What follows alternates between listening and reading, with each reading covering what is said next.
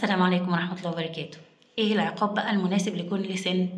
العقاب المناسب لكل سن، السن اللي بنبدأ نعاقب فيه بنبدأ نعرف الطفل عند عمر سنة ونص، لكن العقاب الفعلي بيبدأ عند عمر سنتين. في عمر سنتين الطفل بيبقى فعلا بدأ يفهم ان في عواقب لأفعاله.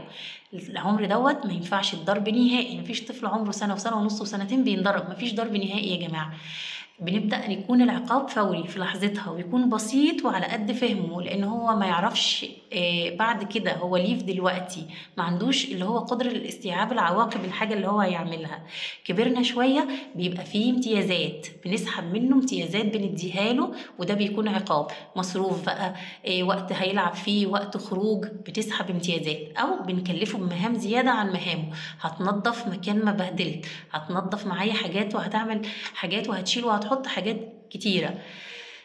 ده فوق اللي هو المفروض يعمله. ده أشغال كتيرة هنضيفها عليه. وأوقات كمان ممكن نقعد نخليه هو اللي يختار العقاب بتاعه، هل نسحب امتيازات ولا هتقوم بمهام إضافية.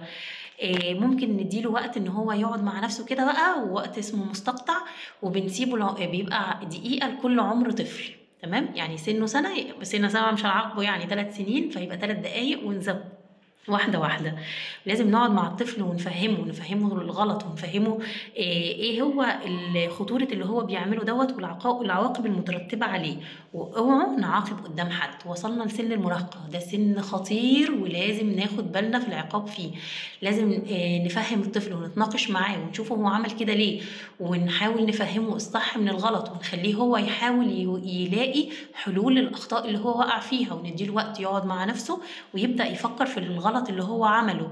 وبعد كده نخليه هو اللي يختار العقاب المناسب ليه، ويكون في بدايل برضو زي ما قلنا. هل نسحب امتيازات ولا هنقوم بأعمال إضافية؟ ولو الغلط هو يقدر يصلحه فهنسيبه يصلحه. وهنتكلم بشكل مفصل عن مرحلة المراهقة دي بعد كده إن شاء الله بإذن الله.